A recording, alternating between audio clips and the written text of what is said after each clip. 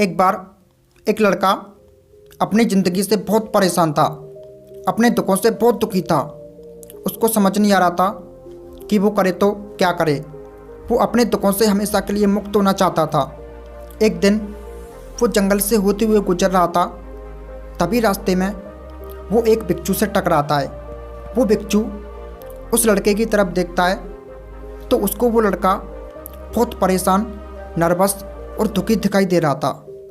आखिरकार उस भिक्षु से रहा नहीं गया और उस लड़के से कहा, क्या बात है बेटा, तुम इतने दुखी, परेशान, नर्वस दिखाई क्यों दे रहे हो? क्या कोई परेशानी है? कुछ हुआ है?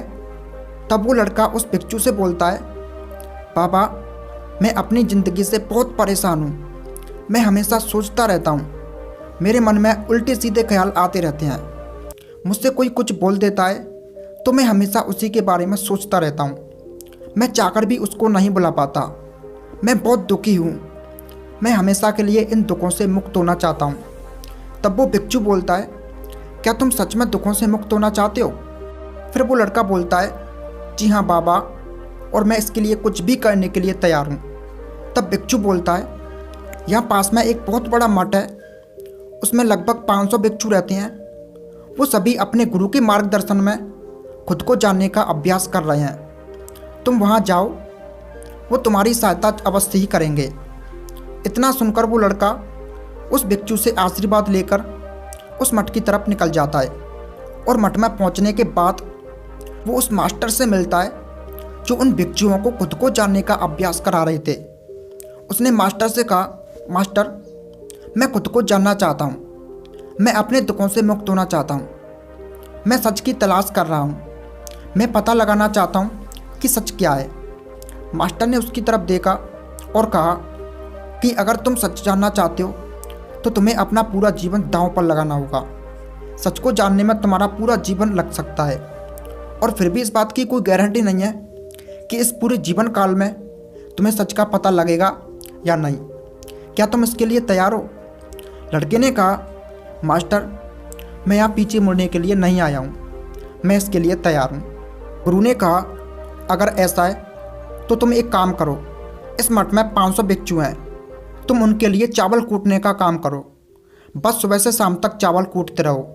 जब तुम थक जाओ तो सोने चले जाओ और फिर अगली सुबह उठकर चावल कूटना शुरू कर दो। इसके अलावा कुछ और मत करना। किसी और चीज़ के बारे में मत सोचना। बस इस रास्ते पर चलते रहना और दोबारा मेरे पास मत आना। ज़रूरत पड़ने पर मैं खुद तुम्हारे पास आऊँगा। उस लड़के ने गुरु के आदेश का पालन करते हुए चावल कूटना शुरू कर दिया। उस मठ में 500 भिक्षु थे। उन सभी को समय समय पर भोजन की आवश्यकता पड़ती थी, इसलिए वो सुबह बहुत जल्दी उठ जाता था और देर रात तक चावल कूटता रहता। जब वो थक जाता तो उसी कमरे में सो जाता जहाँ वो चावल कूटता था। वो किसी से बात नहीं करता था और ना ही उसके पास कोई बात करने के लिए आता था। कुछ महीनों तक चावल कूटते हुए उसके मन में पुराने विचार आने लगे, लेकिन जब उन विचारों को कोई नया विषय नहीं मिला तो वो अपने आप ही मिट गए। धीरे धीरे उसके मन में विचार आना बंद होने लगे। कुछ सालों के बाद वो अपना नाम तक भी भूल गया था। वो हमेशा चुप रहता और विचारहीन अवस्था में बस चावल कूटता रहता। उसने न तो कभी ध्यान किया था और ना ही उसने कोई शास्त्र पढ़ा था। मठ के बाकी शिष्य उसे मूर्ख समझते थे। ऐसा करते हुए 12 साल बीत गए। 12 साल बाद एक दिन मास्टर ने घोषणा की कि अब मेरा आखिरी समय आ रहा है और मुझे अपना उत्तराधिकारी चुनना है जो मेरे बाद इस मठ का मुखिया होगा।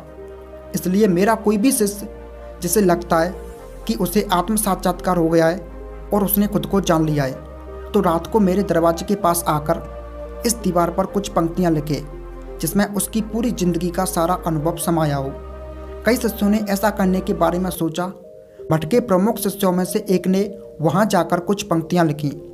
उसे बौद्ध धर्म ग्रंथों का बहुत ज्ञान था। सभी शिष्यों को लगता था कि वो इस मठ का उत्तराधिकारी बन सकता है। उसने लिखा था कि मन एक दर्पण की तरह है जिस पर विचारों और इच्छाओं की धूल जमा हो जाती है। इस धूल को मिटाने के लिए ध्यान करना चाहिए।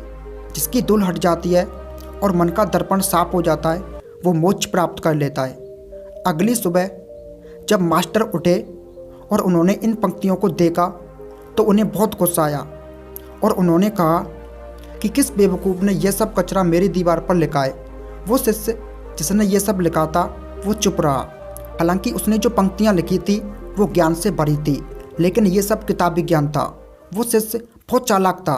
उसने पंक्तियाँ लिखी लेकिन नीचे अपने हस्ताक्षर नहीं किए, क्योंकि वो खुद इसके बारे में निश्चित नहीं था कि ये सही है या नहीं, क्योंकि उसे आत्म साक्षात्कार नहीं हुआ था। गुरु ने इन पंक्तियों को पूरी तरह से खारिज कर दिया। यह देखकर सभी हैरान रह गए। ये घटना पूरे मठ में चर्चा का विषय बन गई। इस विषय पर बात करते हुए दो शिष्य उस शिष्य के पास से गुजरे जो 12 साल पहले यहाँ आया था और दिन रात बस चावल कूटता रहता था। दोनों की चर्चा सुनकर वो धीरे से हंस पड़ा। दोनों शिष्य ने उससे पूछा कि तुम क्यों हंस रहे हो। उन दोनों की नज़र में ये चावल कूटने वाला बहुत ही तुच्छ बिच्छू था। किसी ने भी उसे ना तो कभी ध्यान करते हुए देखा था और ना ही कभी कोई शास्त्र पढ़ते हुए। हर कोई उसे मूर्ख समझता था जो बस चावल कूटना ही जानता था। उस मठ में बहुत बड़े बड़े विद्वान थे, लेकिन उस चावल कूटने वाले को किसी से कोई मतलब नहीं था। इसलिए वो दोनों शिष्य उसे मुस्कुराता हुआ देखकर चकित रह गए। उन्होंने फिर उससे पूछा कि तुम क्यों हंसे।